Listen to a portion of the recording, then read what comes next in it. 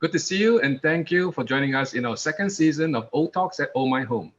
My name is Darren Teo, Director of Real Estate Services at Ohmyhome. Now, all these pre-purchase information, practical tips, and behind-the-scene knowledge on what goes on will definitely make the buyer more confident and efficient in their buying journey.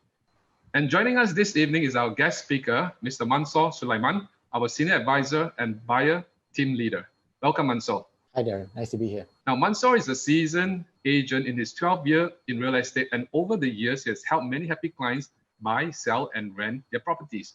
Mansoor currently leads a team to serve buyers of Ohmyhome, including those who come through our shout-out feature in our app. For buyers tuning in, you are definitely privileged to hear from Mansoor on his sharing and his tips tonight. Today, we are talking about everything you need to know, discuss, think about, and plan before buying a HDB. It can be complicated if you're not familiar, but let us make this simple for you. Okay, let's look at today's topics. Topic number 1, setting priorities before searching. That is, deciding what is important for you. 2, what type of buyer are you?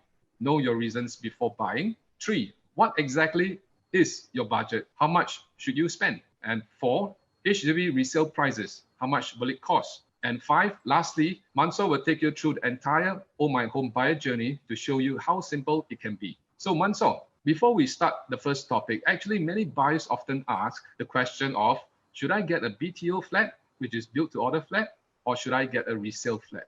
What are your thoughts on that, Mansoor? Yes, indeed. That's a common first question from buyers, Darren. But actually, the more appropriate first question buyers should ask is with regards to timeline. How soon do you need to buy? Now, if you have indefinite timing between now until the next 5 years, you have options ranging from BTO, sales or balance flat, to resale flats. However, if your timeline is between near to mid-term, meaning from now to within 3 years, your options will be sales or balance flats and resale flats. So sales or balance flat generally comes with less locations and choices as compared to resale. So for this week's discussion, we will be focusing on resale purchases. But really, Darren, the more important topic is to set your priorities right. Well, it's no wonder that that's your very first topic today. When you say priorities, Mansoor, what type of priorities are you referring to? Do you mean what is important for the purchase? Yes, let's take a look at a common list of buyer requirements and talk about setting your priorities. Sure. So there are many things we all love to have in our perfect property. Great neighborhood, near to the MRT, near to specific schools, newer developments, bigger units, convenient to the workplace, and the list goes on and on. This is perfectly normal. After all, it's going to be your home for a while. But unfortunately, the question we always have to face is, do we have a strict budget? Now, if you answered yes, you're definitely not alone. See, most people have a limited budget.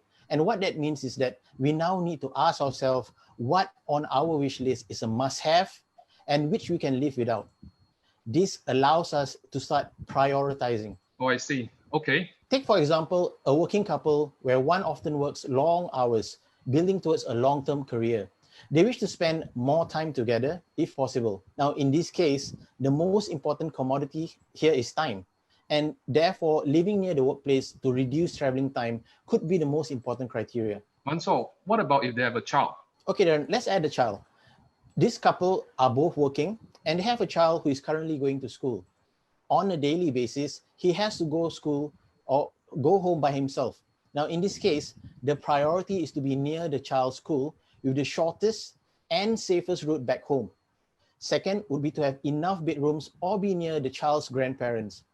Everything else will take a back seat. Now, another example would be caring for an elderly at home who needs to visit the physio center every week. He enjoys his independence and prefers to be self-reliant where possible. In this case, being near the physio center and near amenities will be very helpful to his well-being. So you see, Darren, in this exercise, understanding what's most important to you between now and the next 5 years immediately narrows down the most critical must-haves for you and your family. Now, this will be of great help to you once you begin the viewing process, as you won't be distracted by properties that has less important nice-to-have attributes. So once you know your priorities, you will know the kind of buyer you are. Well, prioritizing their needs is certainly very helpful for our buyers as it helps them to focus on the search Are there many types of buyers? Well, Darren, I'll be running through the types of buyers to help our audience determine what kind of buyer they are. Now, if you feel that any of this situation applies to you, I hope the sharing could be helpful. Now, let's have a look at the reasons for buying. So you could be looking to upgrade from a 4-room to an executive unit, or you might be right-sizing from an executive unit to a 3-room unit. Maybe perhaps you are about to get married and looking to get your matrimonial house. Maybe there's a change in the family status like a divorce or a death. And also you could be purchasing for close proximity to work, school, parents, and children. And these are other buying reasons. Now, it could be that you're looking to cash out your existing property and purchase a new one. Or you could be buying for investment as a hedge against inflation. Then again, you could be a single buyer looking for your own space and for independence. There are many, many other reasons for buying. Now, if you think one of the above stated reasons, you may want to think about whether you should consider some of the other reasons stated in this slide as well. So bear in mind, your purchase is going to be your home for at least 5 years because of the minimum occupation period. If you have toddlers at home, you may want to start thinking about their primary school. So all are valid and important reasons for buying. Okay, yes, definitely. Each individual will have their own reasons for buying. No matter what the reasons for buying are, it is still so important to know what is the budget. So let's talk more about this crucial point. That brings us to our next topic on, which is exactly what is your budget? What can I get for the money? Or rather, what do you think comprises of your budget? Shall we explore this, Manso? The first thing that pops to mind when you think about budget for buying a home will be the bank or HDB loan, your CPF ordinary account, and grants you might be eligible for. So let's have a look at other factors you are missing out to consider. Now, here are other things to consider. If taking a loan, please know the approved loan amount that you are eligible for. If taking a loan from HDB, please apply for the home loan eligibility. And if it's a bank loan, you should have an in-principle approval. Without them, it's like going shopping without bringing your wallet or credit card. Because in the HLE's case, you won't be able to make an offer without it. Now next, when checking your CPF, you can only use your CPF ordinary account. The use of special account for property purchase is rarely possible. No matter how much you have in your CPF ordinary account, you can only retain up to 20,000 if you're using a HDB loan, as the rest will be used in the property purchase. Now, unless you're using a bank loan, then it does not apply because you can choose how much you want to use. If you have more than enough in your CPF ordinary account, then you can fully pay up the property using CPF ordinary account alone. Now, for grant amount, it varies depending on which scheme you're buying under and also what kind of flat you're purchasing. It's important to check the criteria for eligibility in each scheme. The amount differ according to your income, status, and types of flat. Now, do not assume that you will automatically get certain amounts of grant without doing prior checks. Details on grants, budget setting, loans, and CPF will be covered in detail over the next 2 sessions. Now, next, of course, is your amount of savings plus your monthly savings. How much of that are you comfortable to part with for the property purchase? And how much of your income you can reasonably give up to pay off a home loan? You see, the healthy amount is at a maximum of 30%. Your current debt will include credit card bills, car loans, etc. Now, this affects your total debt servicing ratio, which calculates the percentage of your income that can go into servicing your loan. At present, the highest total debt servicing ratio that financial institutions are meant to allow is 60%. Now, if you plan to loan from a financial institution, your housing loan repayments, after adding all your repayment obligations such as student loans, credit card loans, car loans, etc., cannot exceed 60% of your monthly income. So now let's look at another often overlooked component of budget, which would be the cash component. Buyers must have the cash component for the deposit, which can be up to $5,000, the additional buyer's stamp duty, where applicable, legal and conveyancing fees, buyer's stamp duty, valuation, HDB admin fee, home contents or fire insurance, renovation, moving costs, and agent service fees.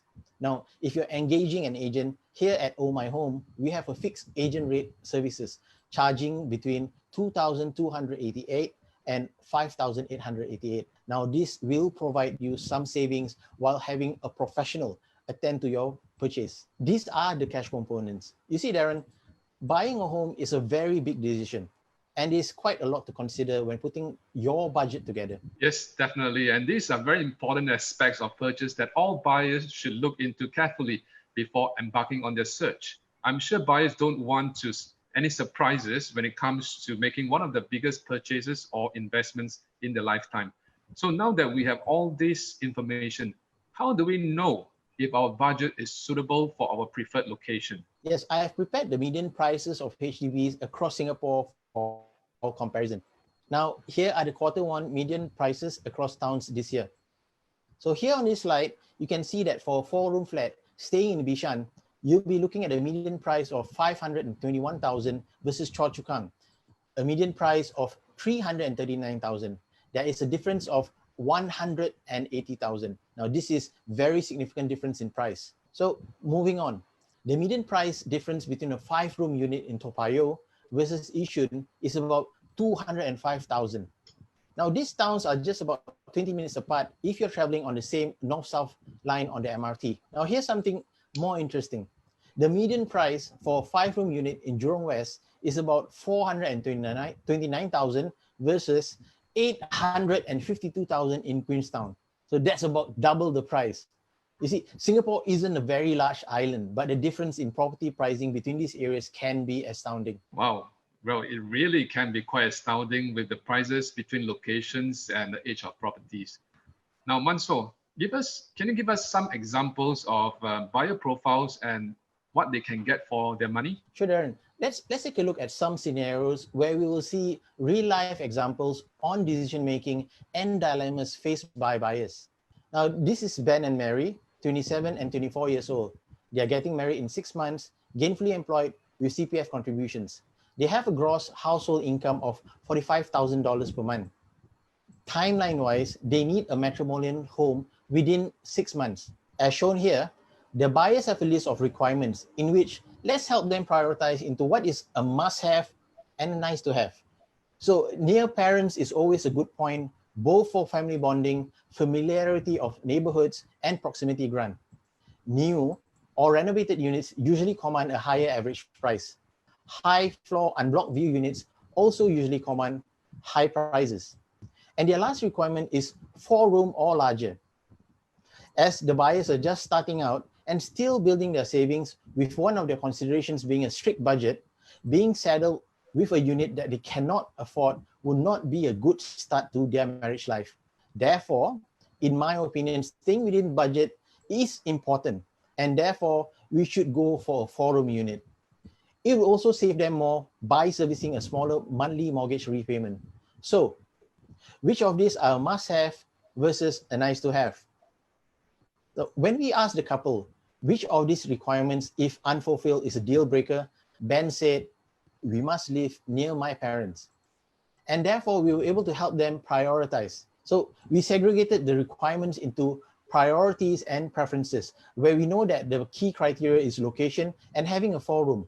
As for budget, Ben and Mary will be purchasing under the HDB fiancé scheme, in which they will be eligible for HDB grants of $150,000 on top of the loan, CPF, and their personal savings. Now, on to the second consideration. As the couple would like to take grants, they must be married either before the completion appointment or within 3 months after getting their flat.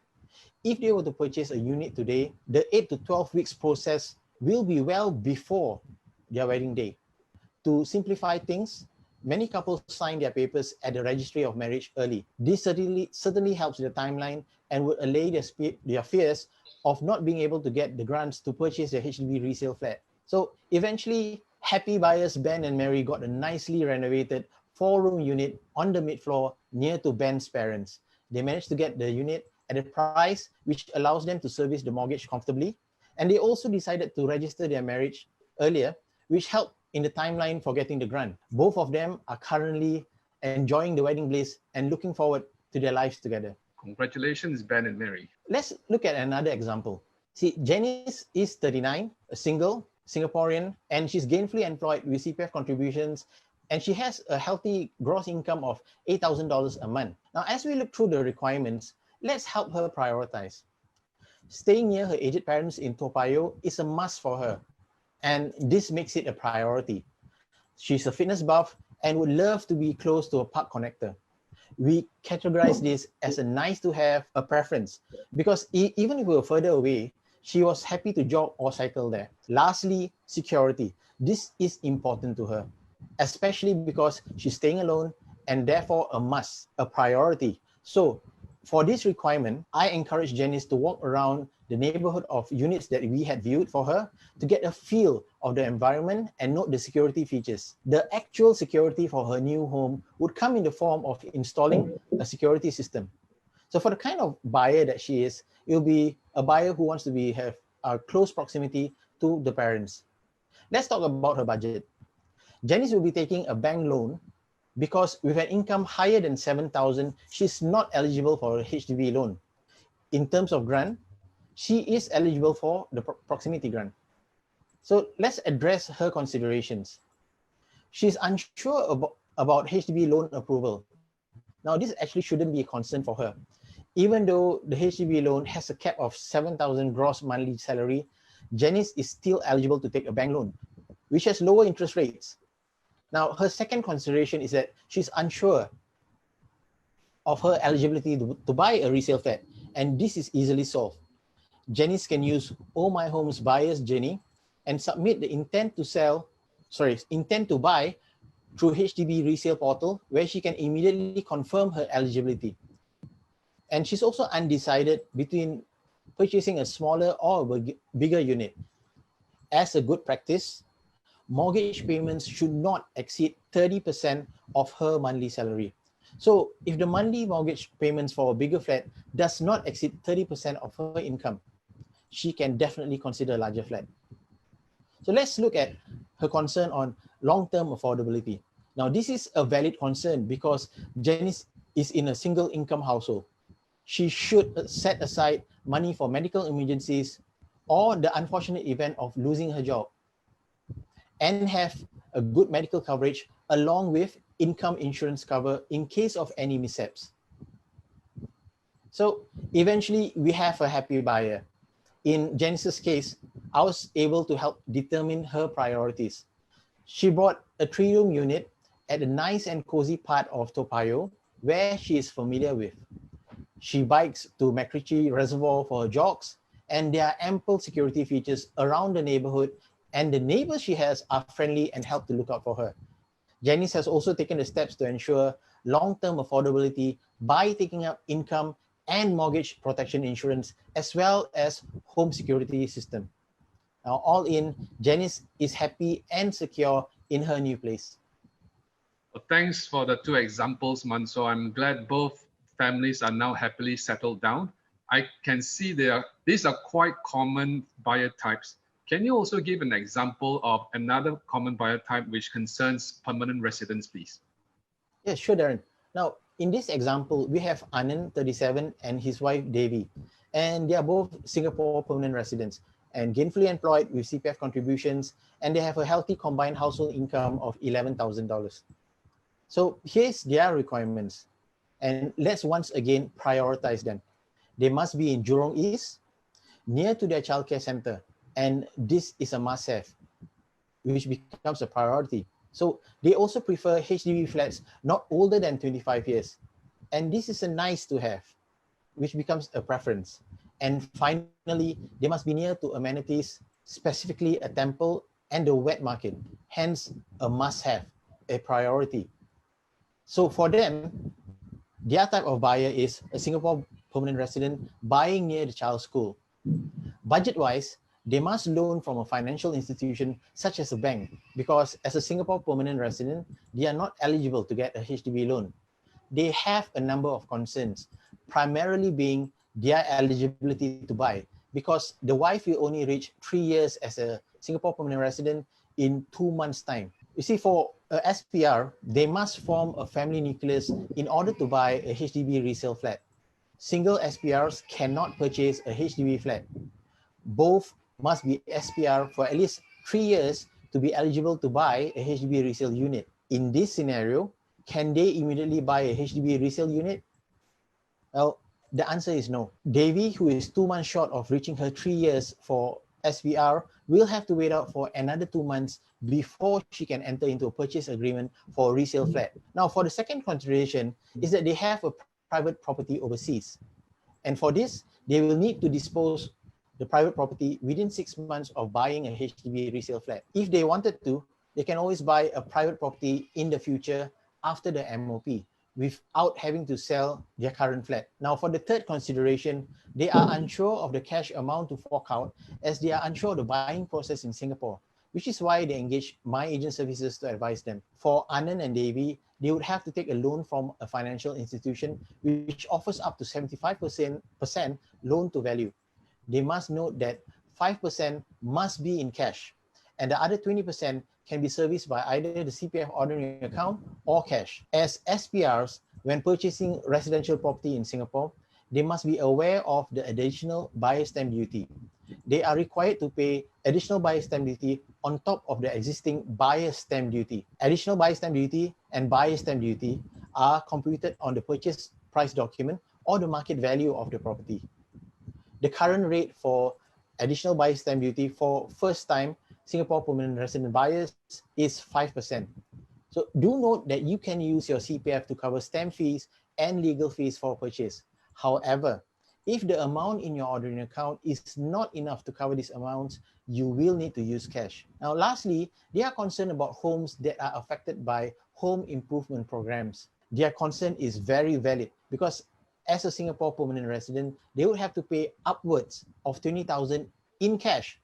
So what I did was to check on HDB's website which homes have gone through and paid for home improvement programs. Eventually, the buyers successfully sold their private property, and we got a nice 4NG unit which was near both the wet market and the temple.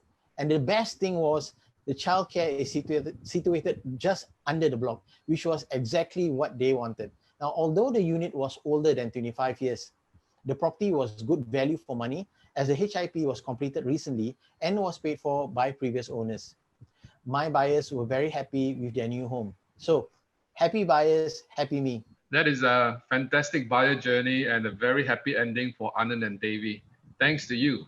Well, it's no wonder you have so many 5-star customer testimonials. Really glad for them, and good job, Manso. So today we have learned about setting your priorities, knowing the type of buyer you are, learning about what you should be in your budget considerations, median prices across Singapore, and those really sums up the things that buyers should think about before setting out to buy. Now, looking at the comment section, we have a question from the audience, and there's Miss Katie. And the question reads, I'd like to know if it is possible to DIY, or is it better to engage an agent to assist with my buying? Could you address that, Manso? Yes, I'm happy to share some information on that. It's actually part of my discussion on the buyer's journey.